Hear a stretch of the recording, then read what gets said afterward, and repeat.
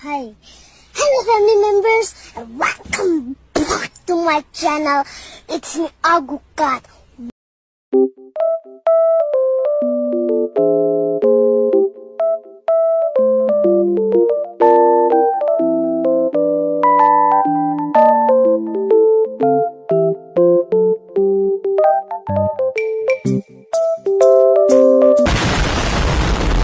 Menelusuri tradisi Islam di Nusantara. Sebelum Islam masuk dan berkembang di Nusantara, masyarakat telah memiliki keberagaman budaya dan tradisi. Bahkan sebelum agama Hindu, Buddha masuk ke Indonesia, masyarakat telah memiliki kepercayaan kepada benda-benda alam dan roh nenek moyang.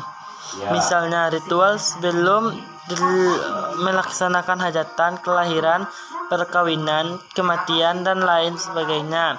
Tradisi ini mereka lakukan turun-temurun dari satu generasi ke generasi berikutnya. 2. Akulturasi budaya Islam. Akulturasi merupakan proses percampuran antara unsur kebudayaan yang satu dengan kebudayaan yang lain, sehingga terbentuknya kebudayaan yang baru tanpa menghilangkan lama sekali ciri khas masing-masing kebudayaan lama. Islam mempersilakan siapapun untuk berpendapat, mengemukakan ide dan gagasan ataupun menciptakan budaya tertentu, asalkan sesuai dengan prinsip-prinsip sebagai berikut. A. Tidak melanggar ketentuan hukum halal haram. B. Mendatangkan nasihat kebaikan dan tidak menimbulkan mafsadat atau kerusakan. C. Sesuai dengan prinsip al-wala, kecintaan yang hanya kepada Allah Subhanahu wa taala dan apa saja yang dicintai Allah Subhanahu wa taala, dan al-bara, berlepas diri dan membenci dari apa saja yang dibenci Allah Subhanahu wa taala. 1. Nama-nama bulan dalam penanggalan Jawa. Masuknya Islam ke Indonesia membawa pengaruh pada sistem penanggalan Islam. Islam menggunakan kalender Hijriah yang berpatokan pada perputaran bulan. Bentuk akulturasi antara penanggalan Islam dan penanggalan Jawa dapat terlihat pada penamaan bulan-bulan yang sebagai berikut ada di atas. 2. Seni bangunan masjid. Wujud akulturasi terlihat dalam bangunan masjid kuno, yaitu dilihat dari bentuk bangunan, menara, dan letak masjid. 3. Seni ukir dan kaligrafi. Seni ukir yang dimaksud adalah seni ukir hias untuk hiasan masjid, bangunan, makam di bagian jirat, nisan, cungkup, dan tiang cungkup. Seni ukir hias di antara lain berupa dedaunan, motif bunga, teratai, bukti-bukti karang, panorama alam, dan ukuran kaligrafi. 4. Seni tari. Di beberapa daerah Indonesia terdapat bentuk-bentuk tarian yang berkaitan dengan bacaan selawat. Misalnya pada seni rebana diikuti dengan tarian zipin, bacaan sholat dengan menggunakan lagu-lagu tertentu. Seni musik. Hadrah adalah salah satu jenis alat musik yang bernapaskan Islam. Lagu-lagu yang dibawakan adalah lagu yang bernuansa Islami, yaitu tentang pujian kepada Allah Subhanahu wa taala dan sanjungan kepada Nabi Muhammad SAW. 6. Seni pertunjukan. Seni pertunjukan wayang kulit merupakan perpaduan kebudayaan Jawa dan unsur keislaman.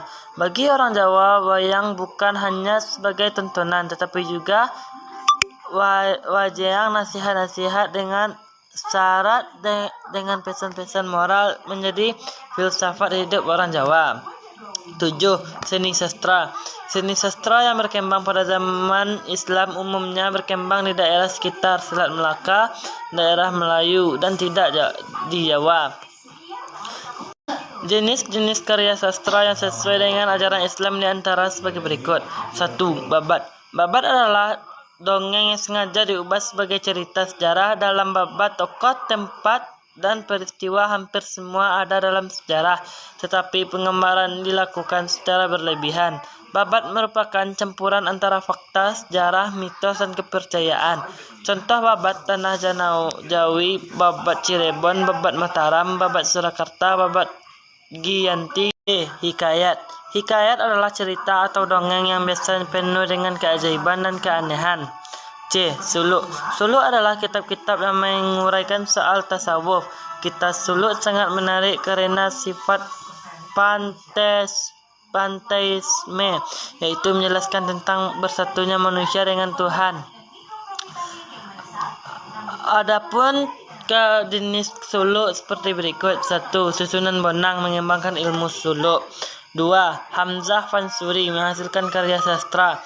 3. Syekh Yusuf, seorang ulama Makassar yang diangkat sebagai pujangga di kerajaan Bali. 8. Kesenian Debus. Kesenian Debus difungsikan sebagai alat untuk membangkitkan semangat para pejuang dalam melawan penjajah. 3. Melestarikan tradisi Islam di Nusantara. Tradisi adalah kebiasaan atau adat istiadat yang dilakukan turun-menurun oleh masyarakat. Sebagaimana diketahui bahwa sebelumnya Islam tentang masyarakat Nusantara sudah mengenal sebagai kepercayaan dan memiliki beragam tradisi lokal. Para ulama dan wali pada zaman dahulu tentu telah mempertimbangkan tradisi-tradisi tersebut dengan sangat matang, baik dari segi madarat, mafsadat maupun halal haramnya. Berikut ini adalah beberapa tradisi atau budaya Islam yang dimaksud. A. Halal bihalal. Halal bihalal dilakukan pada bulan Syawal, merupakan acara saling bermaaf-maafan. B.